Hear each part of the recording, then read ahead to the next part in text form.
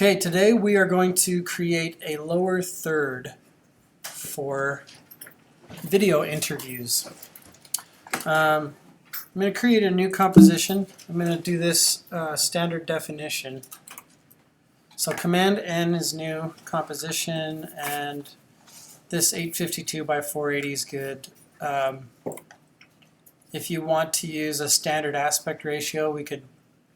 That's what this one is right here, but the NTSC widescreen 23976 widescreen, we could use 720p, HD TV, any of those.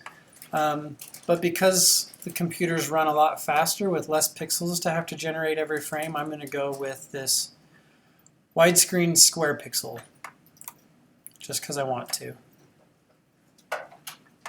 Alright, and I'm going to make the duration of this 10 seconds. And because I'm such a fan of 24p, I'm going to make this 23.98. Okay, so there's your settings. Now, one little tip is we are planning to make this on transparent. So we can make the background color black, or if you want to make sure you're covering transparency, you can make it some crazy color, but that can kind of irritate your eyes. So I'm just going to stick with black, because we always have the opportunity, if I click OK, to view it with this checkerboard background. The checkerboard background means that whatever is behind it is transparent. Okay, so if you get finished with your lower third, and you turn on the checkerboard view and it's still black, that means you've created a lower third that's actually covering the entire screen. And it was the NTSC D1 widescreen square pixel. You don't have to have that one, right?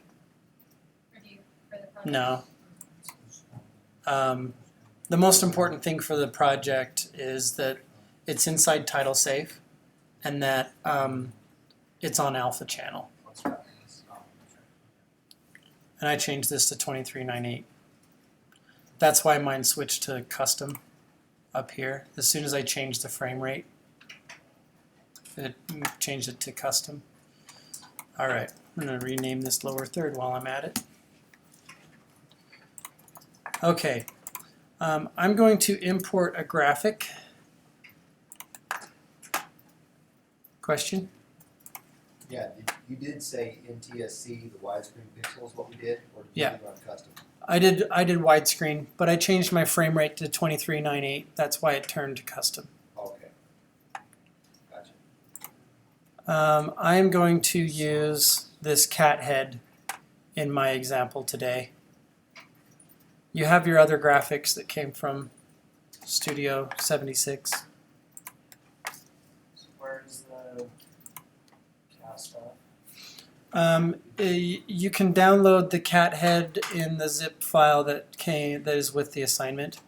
The instructions in the assignment have a bunch of graphics that you can download. Alright, so I'm going to do a few different things. Let me build this to what I want it to look like in the end. So if I put my cat head down here, and then if I create a new solid, I'm going to create a couple of purple solids so we can have our Weber State pride.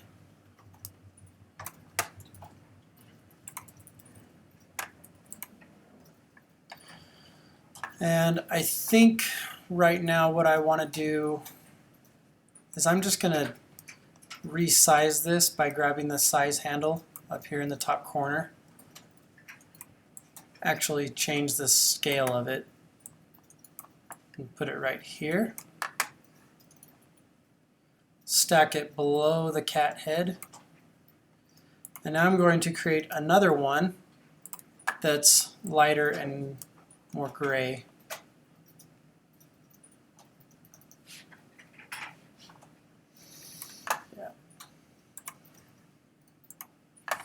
And I'm just going to resize this one also.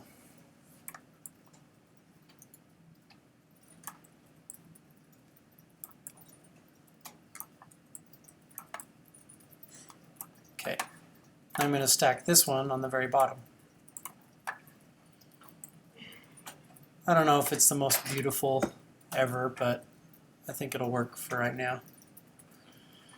Alright, so have I still got transparent behind my animation? Yes. You can opt to leave it this way or this way. It just depends on how you like to work. I find that the checkerboard, when I am looking at that much of it all the time, it creates like an optical illusion, like the entire screen is swirling in my own eyes. So I tend to deal with the black in the background instead. My cat is fuzzy. How do you fix that? The fuzzy like that? Well, it's the same. It was the same size as yours. It's just fuzzy. Just when I dragged it onto this. Is your viewing at full, or is it at like quarter? Oh, that quarter. Yeah. So put it to full, and then you'll see it full quality. Okay. All right. A couple other things I want to do. I can make this. I can keep designing this so that it'll look more graphically appealing, or I can start animating it and see how, just see what comes of it. So the idea behind the lower third, or a bug, or anything that happens down on the bottom of the screen, is you want it to come from nowhere, materialize from nowhere, and then be able to fade it out. Or you can reverse the animation and have it, suck back into nothing. I'm going to have it come from nowhere and then end up right here. That's why I'm building it the way I want it to look in the end first, so that, let's say I want this to take 1 second, maybe 1 second max to animate in. Maybe 1 second, 12 frames, which is 1.5 seconds. So maybe what I would do right here is add some keyframes for position. Now, this anchor point is important on this guy right here, because if I'm going to have it slide in from behind the cat head, the way to make it do that without having to draw a mask or use a track matte is I can put the anchor point of this top purple layer. Alright, so what I just did was I hit Y to activate my slide behind tool, which is another way you can grab your anchor point and move it. I'm actually going to grab my anchor point and move it over to the very left edge of this layer.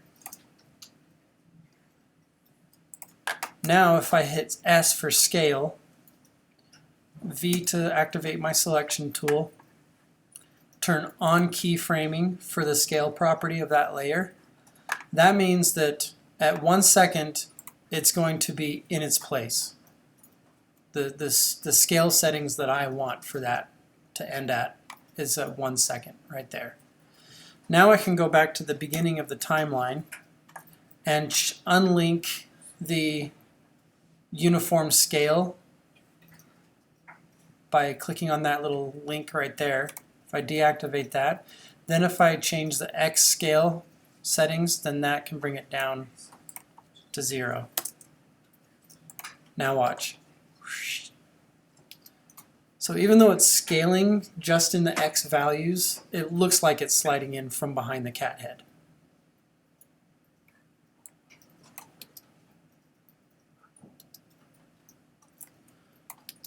There it is one more time.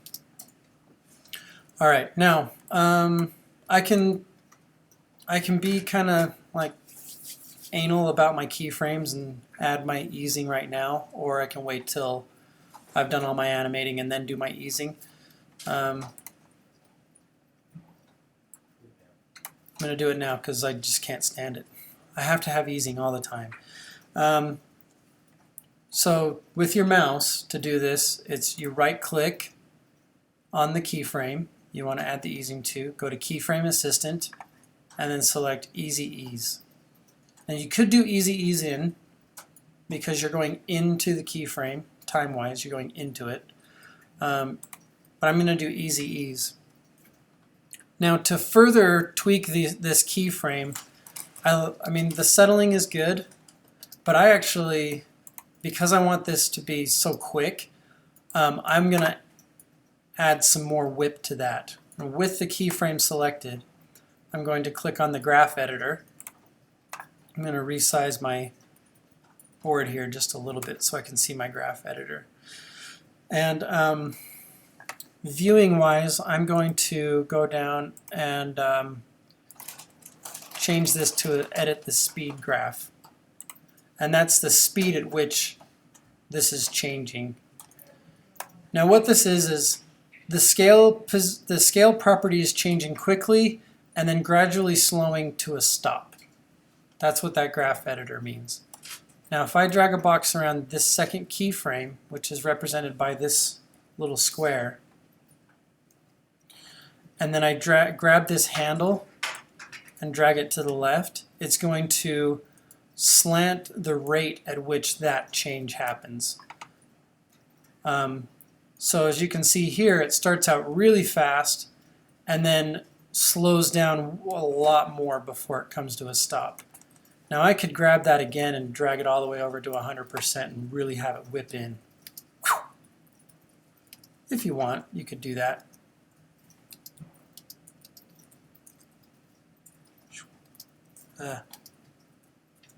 If you want, you could do that, but I like mine to be somewhere around 70 or 80, between 60 and 80, around 70. How did you get it to bend again? Well, hold on a second. Does yours look like that? Where's the speed graph at? It looks like it's this way. Oh. Let me look at it real quick. Oh, okay. So what you're in this graph. You're looking at it like that, right? So Yeah. if you go to this list icon down at the bottom of your screen and then select Edit Speed Graph instead of your value graph, Oh, okay. my brain works on the speed graph a little better than the value graph. Okay, there we go. All right, so I'm going to put this at like 70.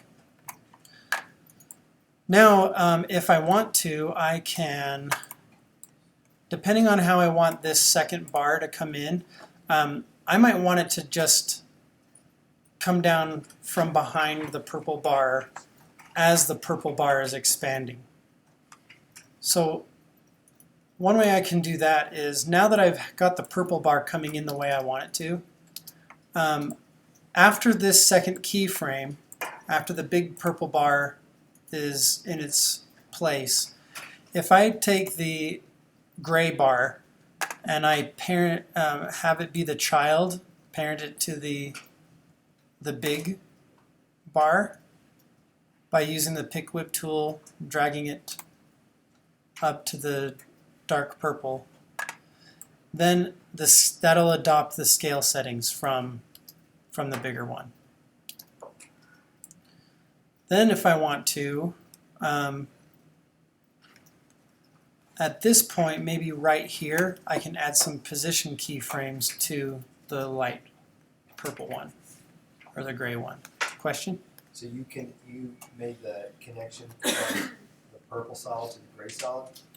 The gray solid is connected to the purple solid.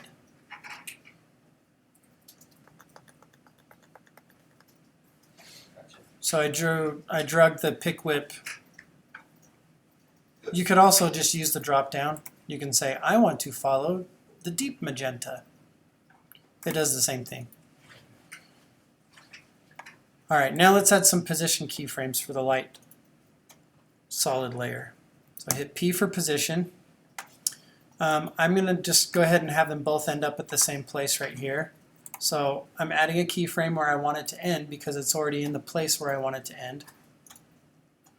Now let's drag it back maybe to right here and then change the position. I can either do it by using my arrow keys, pushing it up that way, using my mouse and holding down shift to push it directly vertical, or I can use my values down here in the timeline. So there's multiple ways to move your objects around. It's just whichever you like. Now guess what I'm going to do? Easy.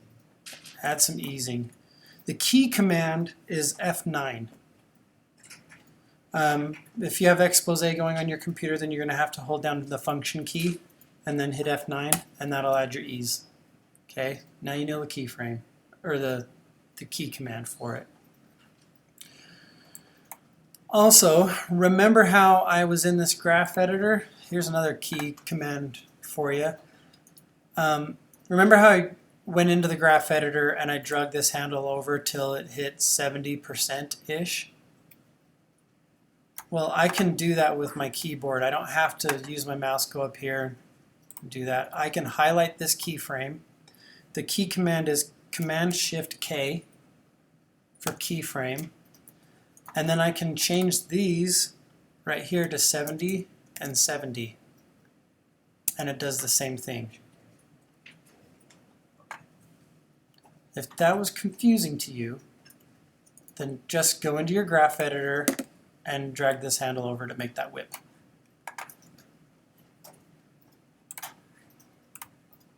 If you want to use key command, Command-Shift-K, type in 70 on the influence and 70 on this influence.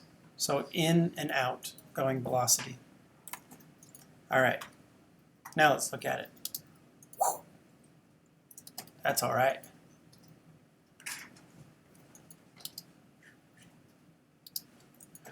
All right, let's do some other things now. Let's make this cat head turn. I'm going to make the cat head 3D. Can you go back to the part where you make the gray one disappear?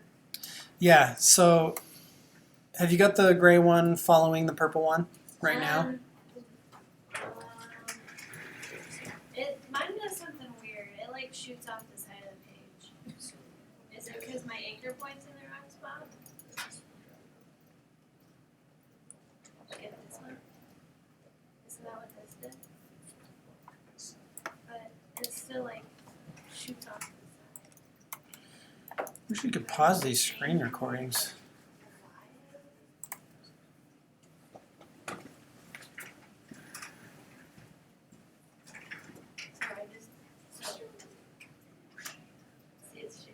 Okay.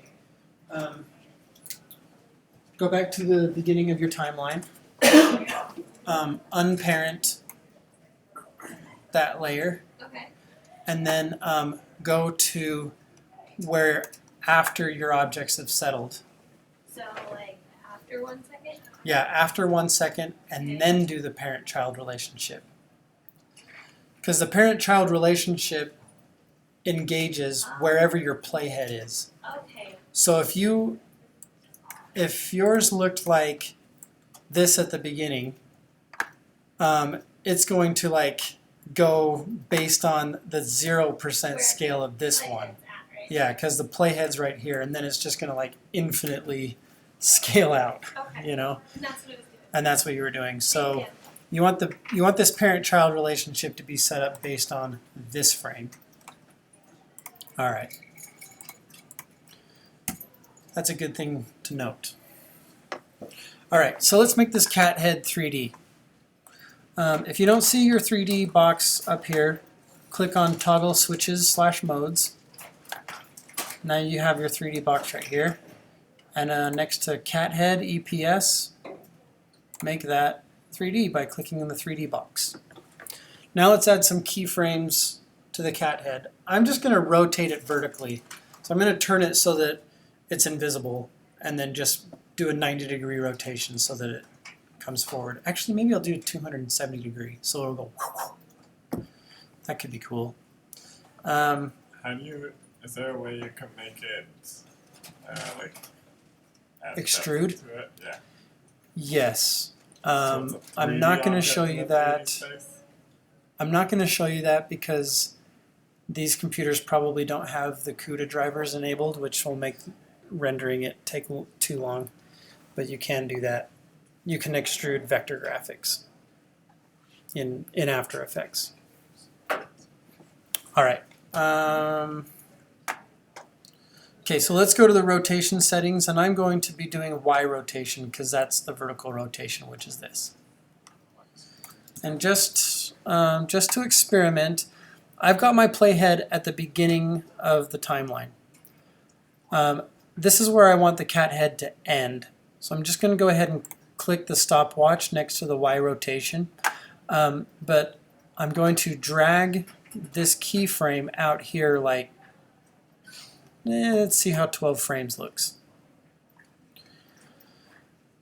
Then put my playhead back, keep my playhead at the beginning, and then I'm going to rotate it this way. And then I'm going to keep it going around one more time. Let me see how that looks. So it kind of does like a almost 270 rotation. Okay, now guess what I'm going to do? Ease. Okay, so F9, Command Shift K, 70, 70.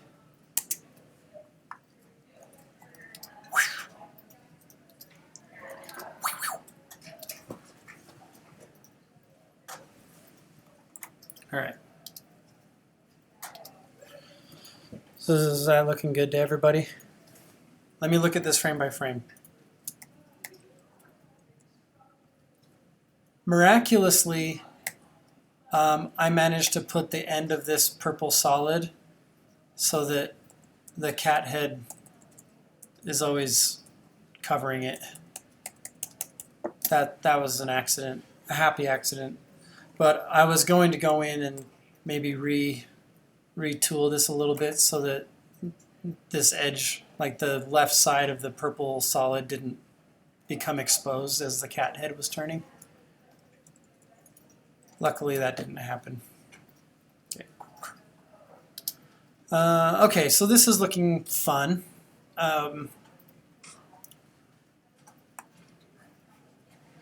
There's a couple other things I want to do. I want to do some other graphic elements, playing with opacity of a couple of the layers. I need to create some visual interest to happen throughout the length of the title, like a particle generator or a sheen or something like that. And I may want to also add another graphical element behind the cat head. And then at the end, I'm going to add some motion blur. So I'm going to turn on motion blur for all three of these layers. And then I can toggle the motion blur on and off for the composition by clicking this. So I know eventually I'm going to want to have motion blur. Just looks better to me. All right.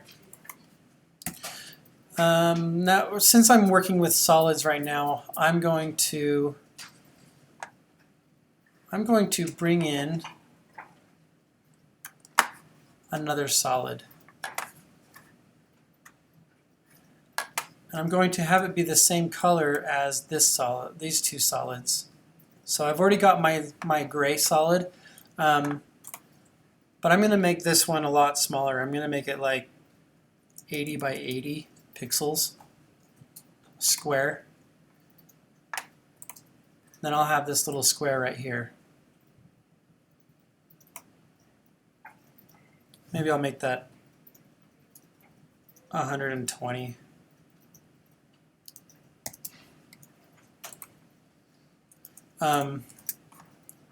Here's another key command tip for you. With this solid layer selected in the timeline, Command Shift Y will allow you to change the settings of that solid.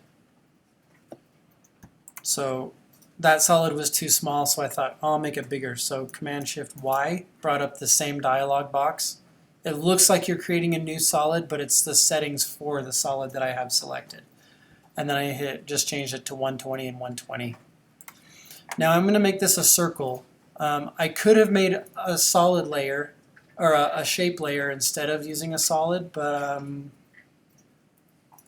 I don't know why I didn't. I just didn't. So I'm going to make this into a circle by putting a round mask on it. So I'm going to activate the ellipse tool, and to make this a perfect circle, I'm going to double click on the ellipse tool, and that'll put a perfectly round mask inside that solid. Now stacking order. Wait, how did you make the square circle? I tried double clicking in it. So with the square solid selected, that's when you double click on the ellipse tool and it'll create a mask. Alright. Now I'm going to create another solid. Same dimensions, but I'm going to eyedropper the darker purple. And I'm going to do the same thing. I'm going to double click on the ellipse tool. Now I'm going to put that down here. Another thing you could do is if you want the new darker purple solid to be in the exact same spot as this light gray solid, you could duplicate the gray solid with the mask on it already in your timeline. So I duplicated it, and then I can go up to my new solid, the deep purple one, and replace the duplicated gray solid by holding down Alt, dragging the dark purple in while that layer is selected, and when I release my mouse it replaces it. Now I'm going to take my scale settings of the dark purple and make it slightly smaller so that I have a nice circle there. Okay, now aesthetically, I'm not sure I'm digging this wedge right here. So I'm going to go to my second keyframe for this solid, and I'm just going to nudge this over right there so that they come together, they join together. I think I like that better.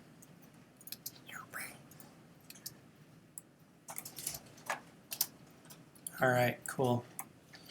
Now let me show you guys how to do animation settings on 2 layers, and then you just offset the timing of the beginning of the layers to create like a ripple looking effect.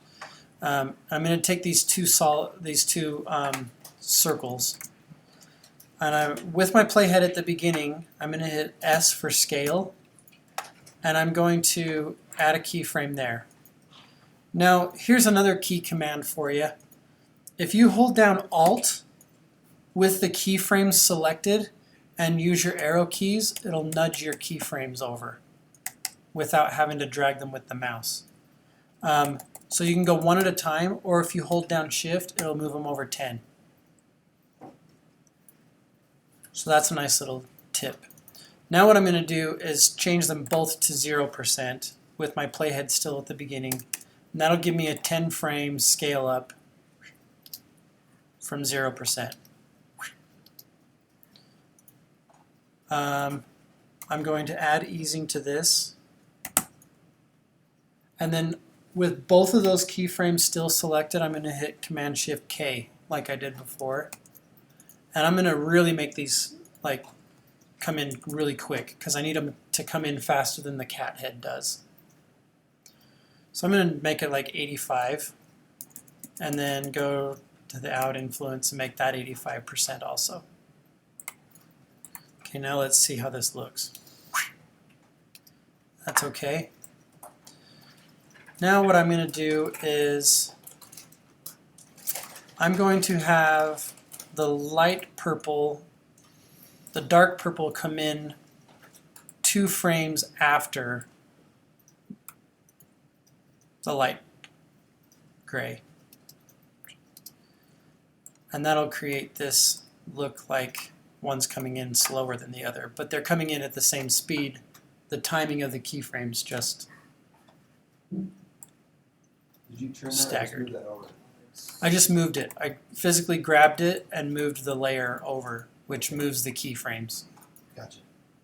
I could have moved the keyframes, but yeah, I could have moved the keyframes because they're starting out at 0%, which is invisible. But I don't like to have excess. It's just a way of keeping it tidy so you know that your object is starting there, to have the beginning coincide with that.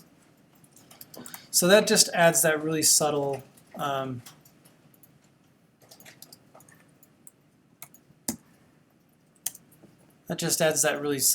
look, like it's like one layer is catching up to the other layer. If you want to make it more obvious, then just move it over a couple more frames. Okay.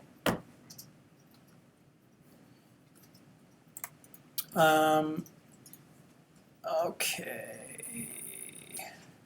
Now what do I want to do?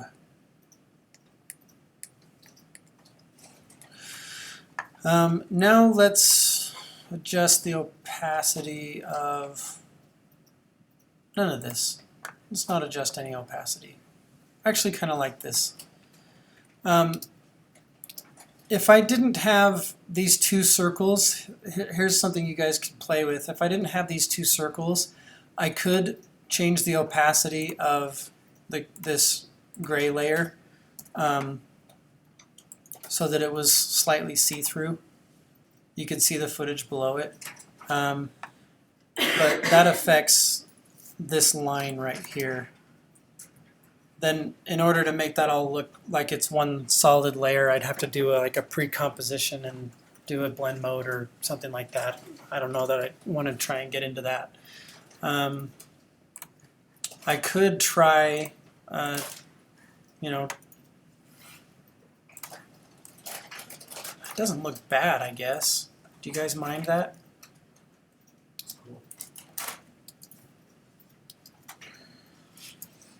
All right. So there's some options. I'm kind of thinking, I'm just brainstorming in my head right now. I could add a drop shadow to this layer so that there's some fade happening here.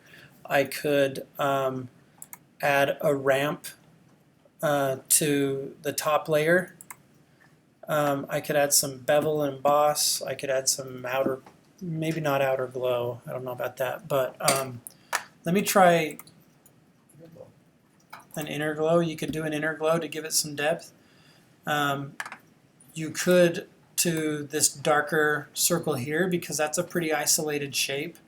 You could add an inner glow to that. You could also, I'm going to add a light sweep to it. Light sweep is kind of a fun filter. That can add some depth to it. I'm going to put the center of it right in the center of the circle. Then I could actually keyframe that light sweep to add visual interest throughout the title.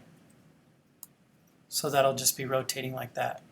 How did you, again, move the anchor point? Did you just grab it, or did you have to use a special?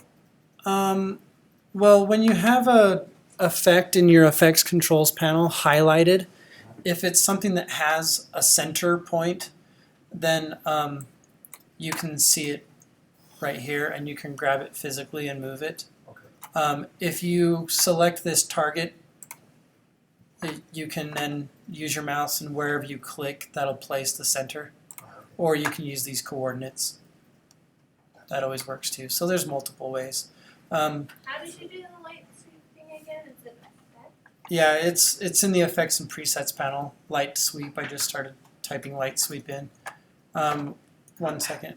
Right. Another really cool thing about this is if you put the center way out here, then you can have the light sweep as it turns. It can sweep through like that if you want. Because it's on a pinwheel moving around the anchor. So if you it just depends on what you want it to look like. That's cool. So a question? Yeah, how did you get to, does it rotate on its own or? No, you'd have to keyframe that, and that's with the direction. Okay. So, I'd go back to the beginning, keyframe the direction, go out to like the end, 10 seconds, and then maybe have it just rotate once. And then as I scrub across, the keyframes take care of that sweep.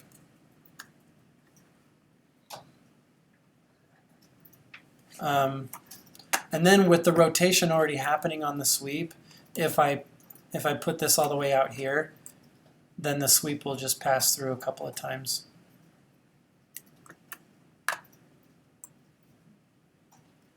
Yeah. I think maybe I like it better here. All right.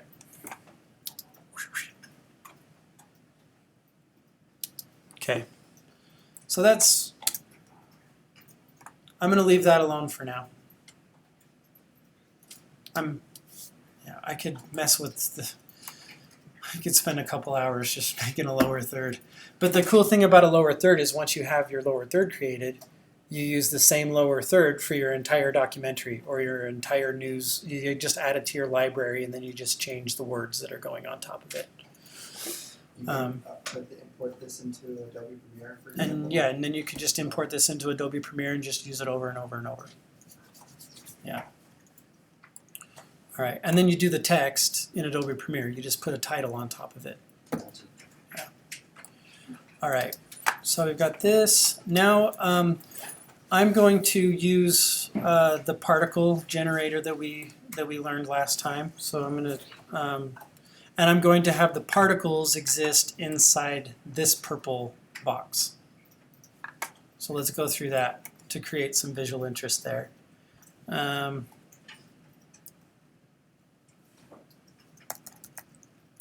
Was it Particles World? No, I think it's just.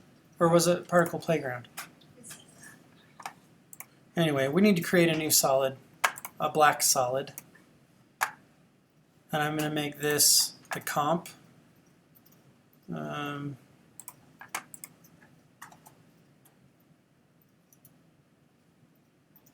Make comp size. And I'm going to put some particles on that. So we have a black solid. We're going to add particle systems 2. Add that one. Wait, how do you make it? Oh, it's right there. All right. Now, so I can see these particles, I'm going to make my background black again. And then we have the birth rate, which is the number of particles that are coming out. I'm going to try to make that sort of tasteful. Longevity is just how long they last. So you can have them be really, really short, or you can have them be long. Your producer is think of it as your hose, the end of the hose that's spraying the water. It's making the particles. Wait, so yeah? I brought in the particle playground, right? Uh-huh. Oh, I'm using particle systems 2. Oh, okay. So we can make it wider. We can make it taller. You can add other things like in the physics you can make it have gravity, so they'll start to fall, or they'll fall faster. You can have resistance, like air resistance. So if you turn the resistance way up, that makes the lines not try to explode out really fast, but then they stop. And then your gravity is what's pulling them down. Yeah. So what do we want to do here? I can't see mine. Did you put it on a black solid? I think so.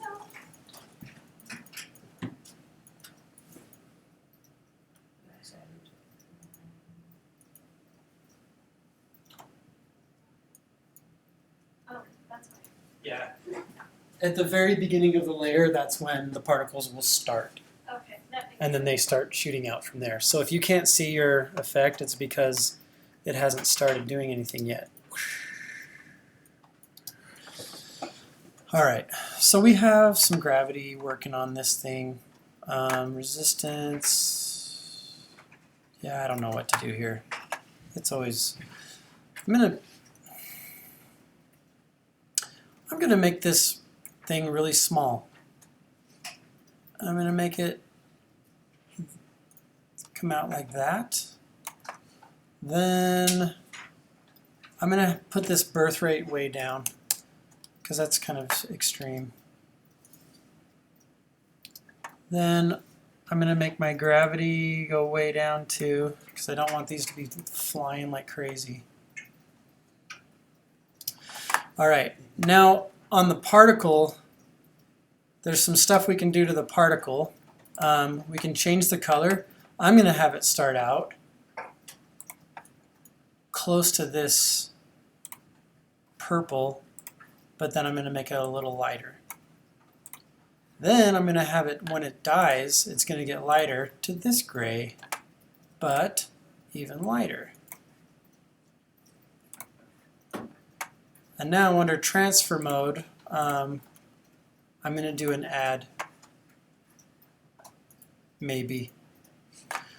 Okay, so under particle type, we can change this from a line to all sorts of different things. I'm going to do, I think last time I did a sphere, a shaded sphere, and you can have it start out so that when it's born, when it comes out of the emitter, it's really small, and then and as it proceeds to the end of its life, it gets bigger and bigger. Let's see how that looks. That looks okay. It's kind of moving fast for me. We can slow that down though. All right, and random seed is just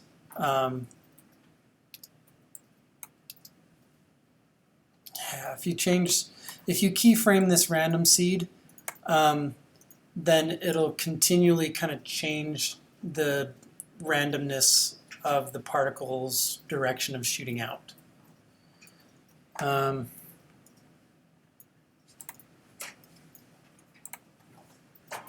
see how these different ways of spitting these out will look.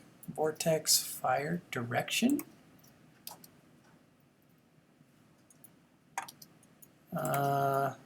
Direction normalized. Ooh, I like that.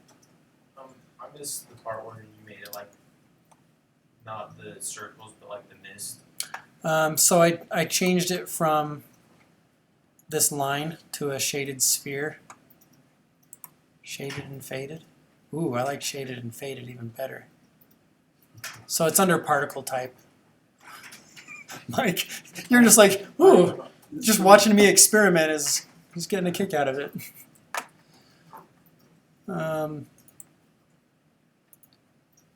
Yeah, it's just trying to figure out what's working best. I like that size variation. Some of them are small and some of them are big. All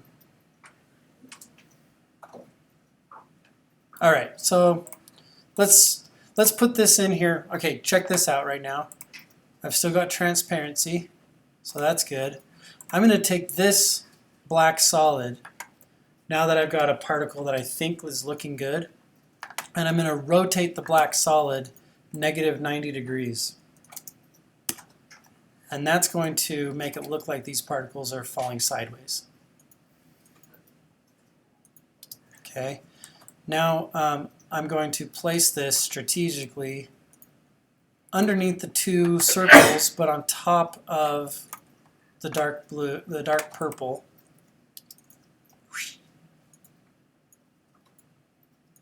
Okay. Do I like that? I don't know. Do you guys like it? It's cool. All right, let's take a look at this on our transparency again. Do you guys see any issues, possible issues here? Where it's outside of the. Yeah, it's going outside the borders of this title. I don't want it to do that. Tell me how to make it not do that. Really easy. We could draw a mask. So if I hit Q enough times to get my square, I can draw a mask. I accidentally just drew a shape. Why did that happen? You didn't specify. I didn't have a layer selected. Yeah, so I'm going to undo that. Select my black solid, draw my mask. And that'll keep that to the confines of the mask.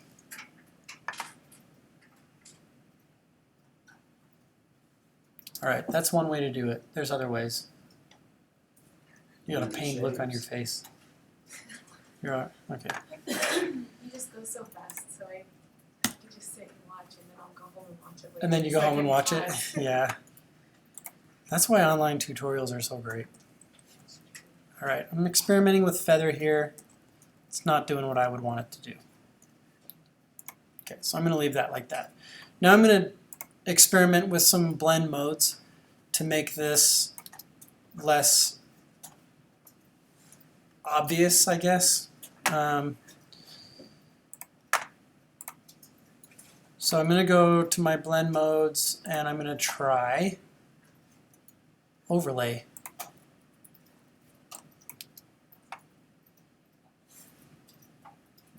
Okay, so that's one option. Pretty subtle. It's pretty subtle, maybe too subtle. Maybe all I need to do is soft light? No, that's not. Screen. Lighten. Don't want add because that'll make it even brighter. Maybe lighten. And now let me just take the opacity of it and drop it down a bit. I don't want it to be the focus, you know. I want there to be something happening, but I don't want what's happening to overpower the fact that we should be reading somebody's name. All right, and then I guess another thing I could do is, you know, I could add a light sweep to this gray layer, or yeah, I could keep going. I think I might, let's try adding a drop shadow to this purple layer, see what it looks like. Drop shadow. Let's just see. I'm going to increase the distance, change the direction, make it really soft. That kind of helps a little.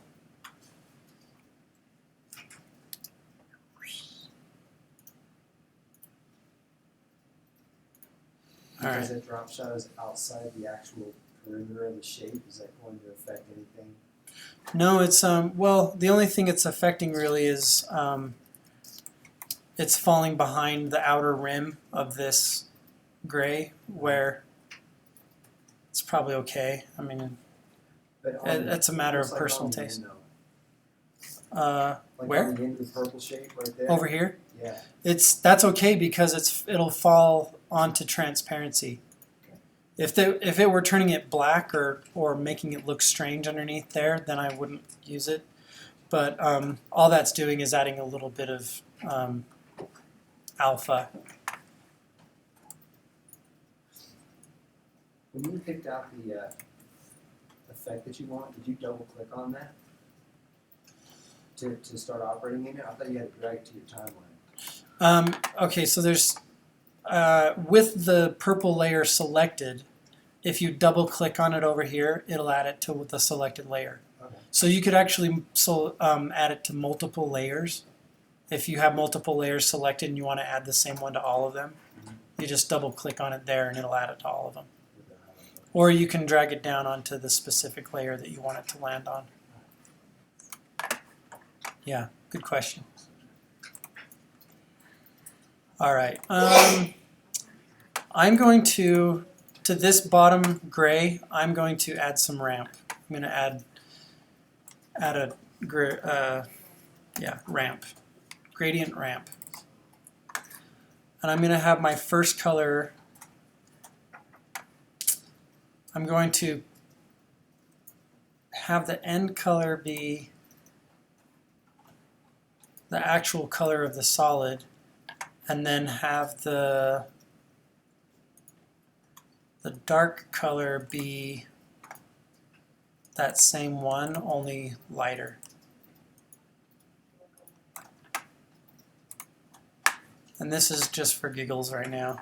So I can have the start of this ramp be here over on this end because it'll go light, and then I can have the dark end of it. See how I'm clicking on this little crosshairs right here? It's allowing me to put it right here. And I'm going to put it right here because once it gets to this end, I want it to be the same as this circle layer so that it doesn't look like there's any line there. And that's just, it's more subtlety, you know? So it's not just a flat object. And I could do the same thing with this. I could add some sort of ramp to this. So I can have the dark be the actual color, have the light be the actual color, but lighter. And then I can swap those, have the dark start here, have the light be here, and now there's just a slight gradient inside there too. So there's nothing flat. There's kind of dimension to that now. I'm not saying that this is the most amazingly designed graphic ever, because I'm not like a graphic designer, but at least it's not flat now. All right, now the only thing you would need to do is add a title. So I'm going to add a text layer.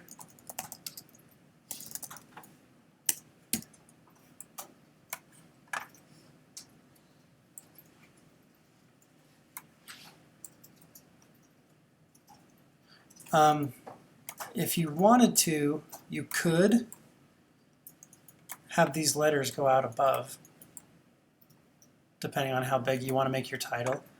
And then to separate them from the background, you could add an outer glow or another drop shadow.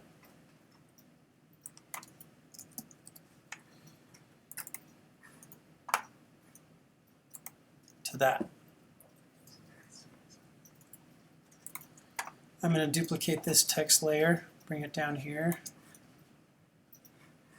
I'm going to remove the drop shadow from it, and then have my subtitle be a non-drop shadow. To do the duplication, when you put your cursor inside, you press Alt and drag down? No, that's Illustrator and Photoshop.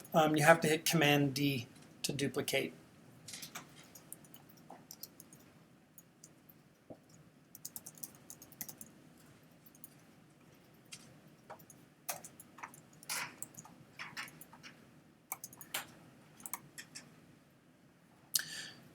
Now here's a cool thing about that wonderful instructor.